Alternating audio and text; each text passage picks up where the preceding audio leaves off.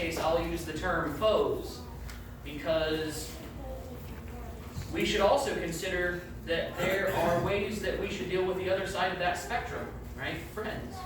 Friends and foes. And while we should deal with them differently, I want to talk about how the Bible communicates concerning friends, how it describes friends, as well as what kind of attitudes and activities that we should be a part of in order to not only make friends, but keep friends.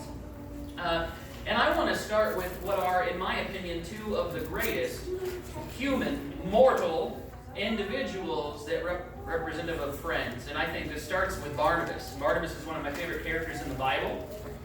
In Acts chapter 4, and then particularly 9 through 15, you'll find him. That was just for you guys so you know where I'm drawing inspiration from. But he brought a reformed enemy closer to the fold. His name was Saul of Tarsus. And though Saul was not immediately received by the apostles, and they kind of hid themselves from him, in fact, I don't know that I can entirely blame them. Barnabas takes it upon himself to bring Saul to the apostles, to make them one, and to bring him into the fold. And then, even when Saul, because of the persecution coming upon him and the issues that are coming in Jerusalem, he's kind of sent away. He goes home, and it's not clear what he does when he's home. But Barnabas, there when he's in Antioch, realizing, that Saul guy who became Paul, that guy's got a lot of use. And he goes and gets him and he brings him to Antioch, and that begins such an amazing part of Paul's life. And perhaps Paul would not be the author of half the New Testament, or such a well-traveled missionary if Barnabas hadn't been such a great friend. The other I'd like to talk about this morning very quickly is Jonathan. Jonathan is someone who has, in my estimation, my recent study, especially with Dan, has come into his own. In 1 Samuel chapter 14, all the way through 23, you find a man who is seasoned in spirituality beyond his years. In chapter 14 and verse 6, he hasn't yet met David, it seems, but even in battling the Philistines, he concludes, while his father is waiting, concludes that even he and his armor bearer, he says there in verse 6, "Come, let us go over to the garrison of these uncircumcised. It may be that the Lord will work for us, for nothing restrains the Lord from saving by many or by few." Brethren, if you can find friends like that, you have found a great friend indeed. Because we usually go to passages like 1 Samuel 17, 3 chapters later, where David says such a magnanimous, such an amazing thing against Goliath. But Jonathan has already said such a thing. He's already communicated a similar sentiment even before David comes on the scene. He spoke a number of times to his father on David's behalf, even at times challenging his father that his father is doing wickedness or evil concerning David and trying to kill him. And in 1 Samuel chapter 23 and verse 16, the most important aspect of Jonathan, perhaps, we read there in 1 Samuel 18 just a few moments ago. In 1 Samuel 23 and verse 16, "Then Jonathan, Saul's son, arose and went to David in the woods and strengthened his hand in God." Those are friends that you need. Those are the type of friends that we should strive to develop, to build relationships with, the people that will help us in our relationship with God, that will take off their own armor and give it to you, as David did there in 1 Samuel 18. He knew what Saul was putting David into, what he was sending him out to do. He didn't know exactly why yet. He would find that out later, that Saul would inevitably use that as an attempt to kill David. Send him out into dangerous territory, into difficult situations, and maybe I'll get lucky and David will die and there won't be a problem anymore. Even when Saul reveals his plan and why his plan is in effect to kill David, he tells Jonathan at a feast that if this man lives, your kingdom will not be established. And Jonathan does not care. Because Jonathan's soul is knit with David's soul. Because Jonathan is the friend that you need. He is one who would strengthen David's hand in God. So why is David who he is? He was a pretty spectacular guy before he met Jonathan. But then after Jonathan, I have to imagine he becomes a far superior individual because of the friendship that he and Jonathan had. Which is why Proverbs chapter 22, selecting friends. When selecting friends, you should be selective. And by that, I don't mean acquaintances. Right? There is a big difference between friends and acquaintances. You know a lot of people. You work with people. There are a lot of acquaintances in your life. The guy or the woman at the bank, right? You might not know their name other than the name tag. Those are acquaintances. We're talking about people that you invest your life into, that you spend active time with, that you want to be a part of your life. You need to be selective. And Proverbs chapter 22, Solomon concludes there in verse 24, "Make no friends with an angry man, and with a furious man do not go, lest you learn his ways and set a snare for your soul." In fact, 1 Corinthians 15, verse 33, Paul would mimic that same concept. Do not be deceived. Evil company corrupts good habits. Paul warns and even leads the warning with, do not be deceived. It is a very easy thing for you to think that you're influencing the other individual, when in fact they're influencing you in all the wrong ways. And there is a long-standing situation in life where people think that they are doing what's good for another individual. In fact, they're just dragging that person down. There's many people in my own life who have experienced exactly that. And as much as we try to talk with them, as much as we try to get them to realize that that person is a sore on their life, is dragging them into an abyss, they can't see it. They can't for the life of them understand. In fact, to the degree in Proverbs chapter 18, verse 24, in the King James Version, in the New King James Version, it says, "A man who desires friends must himself be friendly, but there is a friend who sticks closer than a brother." Now, some of you are going to have a slightly different version of the very beginning of that. In some translations, in newer translations, it says, "A man of many companions may come to ruin." And there's some dispute over which is the proper interpretation. And it honestly doesn't matter in the strictest sense, because both of those things are true. If you want to have friends, certainly you need to be friendly, absolutely. But think about the alternative.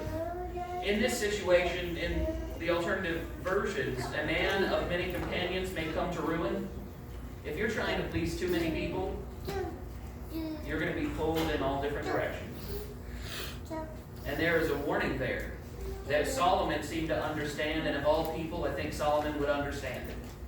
A man who had way more wives than any man was supposed to have. He had way too many things drawing him in different directions. And what does the Bible say concerning Solomon? That all of those wives, all of those women in his life, they drew him away to all kinds of ungodly activities, into their own gods and into their own religions. And it took its toll on Solomon's life. In Luke chapter 10, I'm still in. So when we're talking about friends, and this is advice for young people, but not just for young people, be selective on the people that you make a part of your life. That's not to say you need to ostracize people who are detrimental to your life, that you need to remain immediately from them, or as far away as you can. Those people are going to be part of your life, and they need the gospel. They need help. They need an example in their life. We are talking about a level of friendship that is not way beyond acquaintance. We're talking about what my daughter would say was best friends. We argued for a while because she would say, "I have like 15 best friends." And I'm like, that's not really how the word best works. But really, honestly, it does, because you can have 15 people. If they are all of equal level and they are all the highest level of friendship, then technically they are all your best friends. She was right, I was wrong. Yeah, well, get over it. But that highest level of friendship, or those few levels of friendship, depending on how you see friends, that you need to be selective on who you incorporate into that group, because those are the people who are going to have the greatest influence on you. You need to find people like Barnabas, people like Jonathan, people like David, who will stay by your side, who will be faithful to you. And in order to find those people, right, being selective, you need to learn how to make and hold friends. It is not an easy thing to learn. It does not come naturally, I don't think, to practically anyone. Though Toby one time walked into Dairy Queen. I think it was the first time we were here. We were trying out. We went to Dairy Queen, and there was this boy in Dairy Queen, and Toby walked up to him and he said, "Hey, you're wearing pants. I'm wearing pants too. Let's be friends. And I'm just like, that is the weirdest introduction ever. But it worked, because that kid was like, I am wearing pants, yeah! And was legitimately on board. Yeah, all about being friends. I wonder who that kid is now. I wish I'd gotten his name then. We could have figured out whether they made friends or not. But they had a good time for 20 minutes. It was spectacular. Learning how to make friends, and then additionally holding those friends. As is oftentimes the case, right? Dating, we talk about it in dating especially, that once the dating period is over and you enter into marriage, then things change drastically because no one's trying to impress the other person anymore. Well, we need to respect that making friends is not just the end goal. We also need to remember to keep those friends that we have made, that are useful or that are good for us, that are helpful. And in Proverbs 17:17 tells us, a friend loves at all times, and a brother is born for adversity. Right? And if we couple that with what he said there in Proverbs 18, that there is one who stands closer to us than a brother, and that's a friend. And that sets the level of friendship we're talking about here. That takes it beyond acquaintance, is what I would say. There are a lot of people in my life. There aren't a lot of people who would stand by me when things were hard. In fact, we had a skit concerning a man who thought that things were going well in his life at VBS, and because he had a lot of friends, but he was stuck on a deserted island and no one was looking for him because he just had fair weather friends. He had people who were around because it was convenient to be around at the time. A friend is someone who will stick by you even through adversity. And if you expect someone to be a friend, you need to be a friend too. You need to be willing to go through adversity with another person. It is not an easy thing or a simple thing, but it is a necessary thing if we desire to be friends as God has called us to be. A brother, he says, is born for adversity. And sometimes the greatest family you end up with aren't the family you were born with, but the family of friends that you make along the way. The family in the church that you can develop and grow with. In Luke chapter 10, Jesus talks concerning adversity as well. Adversity shows who your friends are. In Luke chapter 10 and verse 30, dealing with a man who's seeking to be well-esteemed and to be justified, asks a number of questions concerning the law, and they finally get to the point where he asks, in order to justify himself, well, who then is my neighbor? And Jesus tells a story that you are probably very familiar with. The story of the Good Samaritan. And at the end of the story of the Good Samaritan, Jesus asks a very poignant question, one that the man, I have to imagine, does not want to answer. Not only does it defeat his purpose in justifying himself, but it also elevates an individual who was denigrated by the community, was seen as less than a human by most of the Jews, a Samaritan, that stopped to help another individual, to pick him up, to take care of his wounds, to lay him on his own donkey and carry him all the way into town, set him in the inn, and paid for his needs. Imagine that. From an entire, complete stranger. That's a person we need to make friends with. That's the kind of friend we need to be. We need to be people who are willing to demonstrate loyalty even through adversity. In Matthew chapter 9, Jesus shows a willingness through humility to mix with all classes. He would spend time with men in John chapter 3 like Nicodemus. The scribes and the Pharisees would seek him out. But then in John chapter 4, he's with a woman at the well. And at a peculiar time for someone to be drawing water, which we make implication from, we draw implication from, concerning her lifestyle. And then it gets revealed later on that she was in fact a person with multiple husbands, that she had gone through a number of husbands along the way, that she was not necessarily the most upright of individuals. Well, in Matthew 9, Jesus' disciples are asked why their teacher eats with sinners and tax collectors. And Jesus has this spectacular answer there in verse 12. He says, those who are well have no need of a physician, but those who are sick. I did not come to call the righteous, but sinners to repentance. Now, he is not saying that the scribes and the Pharisees were righteous. More precisely, he was saying that these sinners, they recognize that they're sinners. There's no question in their mind that the things that they're doing is wrong, and many of them respond in kind. The woman who comes, the woman of sin who comes and cries at his feet and washes his feet with her tears and dries them with her hair.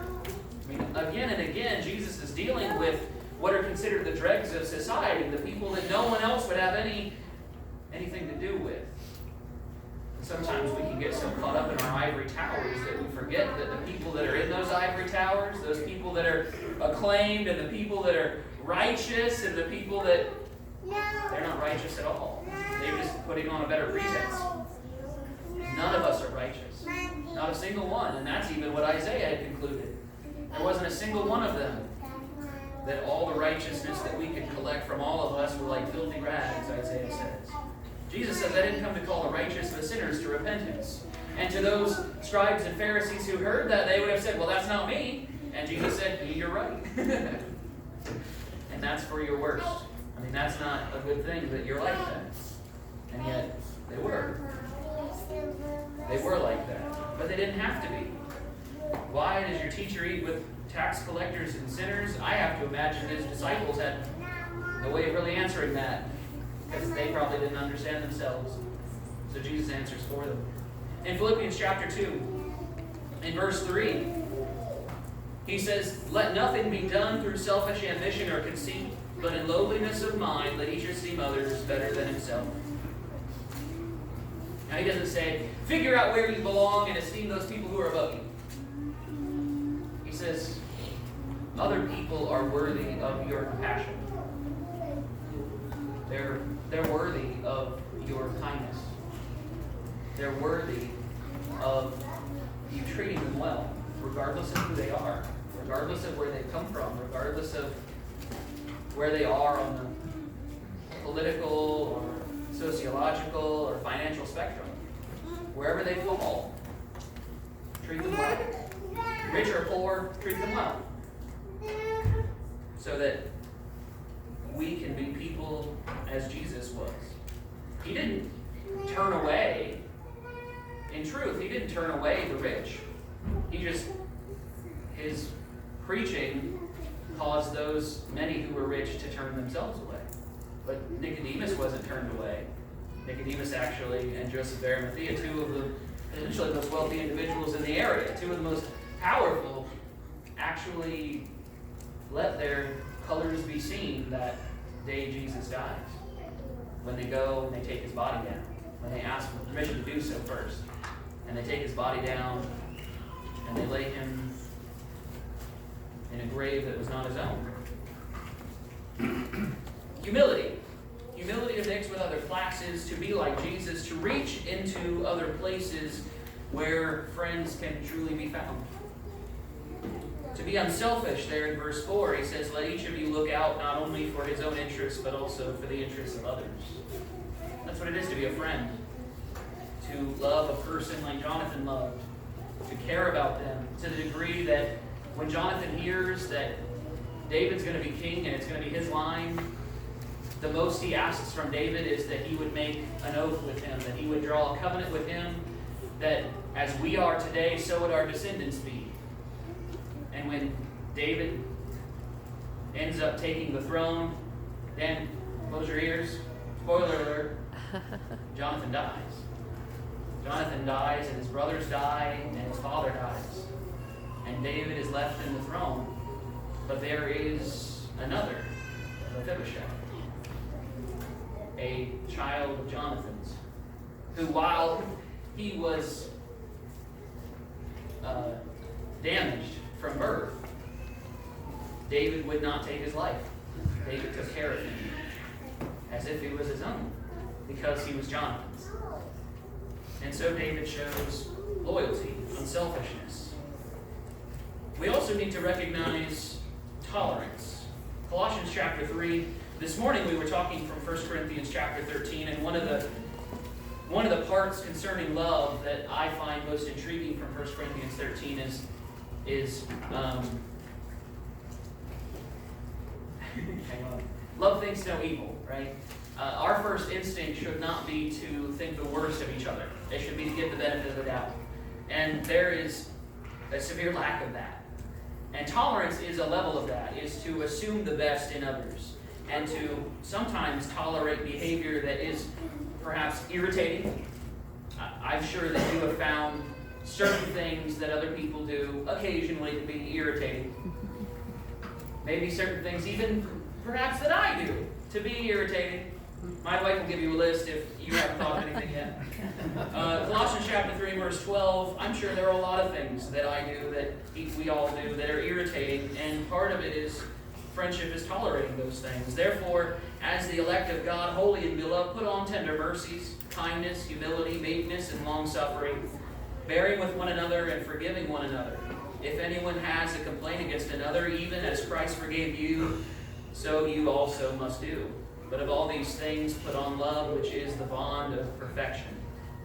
And let the peace of God rule in your hearts, to which also you were called in one body, and be thankful. Sometimes I try to think of the irritating things that I do. And God looks down on me. He's like, man, Chris, you got to quit doing that. That's frustrating.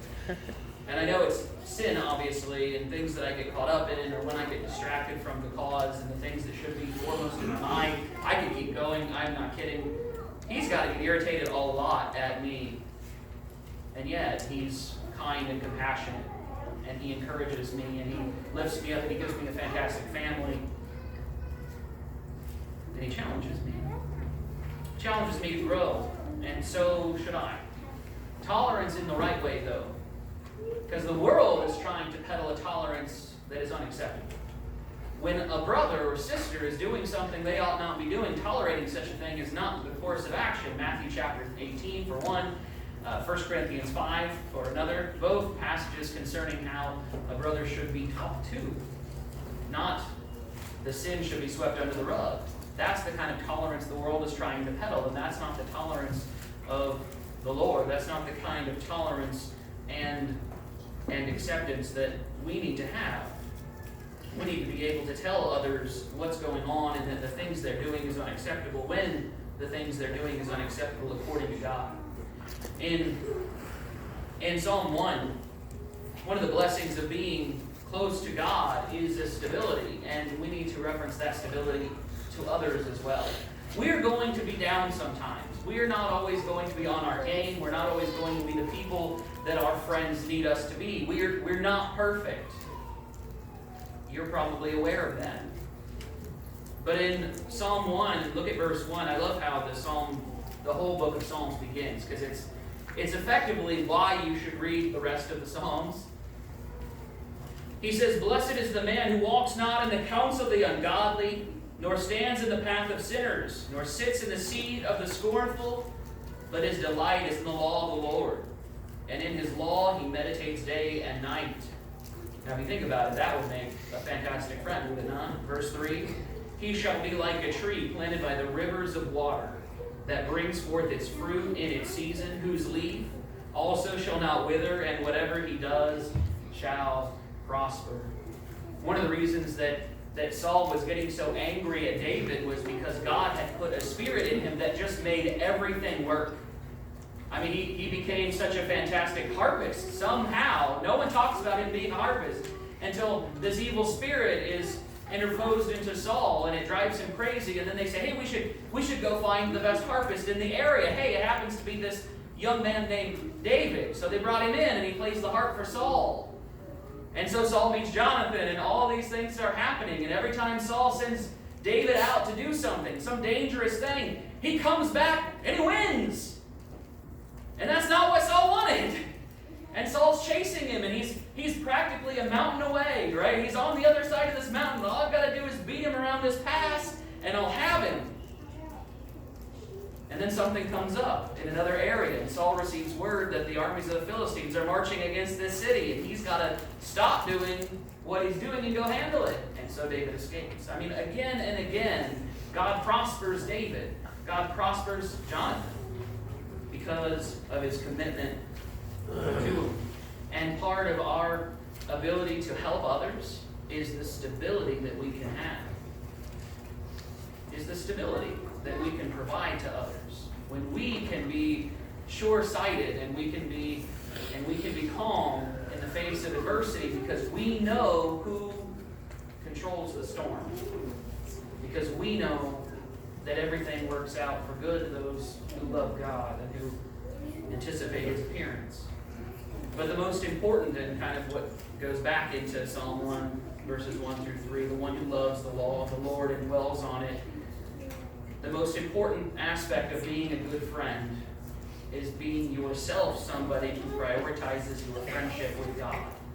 If you neglect your relationship with God to become a friend to somebody else, you are not only doing yourself a disservice, you're doing them a disservice. If it's compromising your relationship with God, James 4:4, do you not know that friendship with the world is enmity with God? Whoever therefore wants to be a friend of the world makes himself an enemy of God. And again, do you not know, right? That language, it's just like, how is this not the most clear thing ever? And yet he has to say it. He has to say it because we are very dense. We do not listen very well. We do not hear what God is trying to communicate. So they say things like this right before really, really important things oftentimes. Friendship with the world is enmity with God. You can't be a friend of the world and a friend of God. Now that's not to say you can't be friends with people that happen to live in this world. But you can't prioritize your relationship with them over your relationship with God. Or you do no one any good. You become a detriment. In fact, Jesus tells you that if you're going to be His friend, John 14, verse 15, if you love me, He says, keep my commandments. Verse 15-14, you are my friends if you do whatever I command you. So the call this morning, not only to be friends in this world, to have friends, but to be selective in the friends that you make, especially those priority friends that you would do a lot for. But to be friendly in general to everyone, to find opportunities to be friendly, to be unselfish, tolerant, stable, but first and foremost, always prioritize your relationship with God. So obey. If you haven't obeyed the gospel as those on the day of Pentecost did in Acts chapter 2, verse 38 specifically, Peter tells them to repent, and that every one of them be baptized in the name of Jesus Christ for remission of sins. And even though baptism, other than John's baptism that had been taken course for a while, before that, baptism wasn't really a thing in the strictest sense. And yet, moving forward in Acts 2, what do you have? Regularly tied directly to baptism, or directly to salvation, baptism.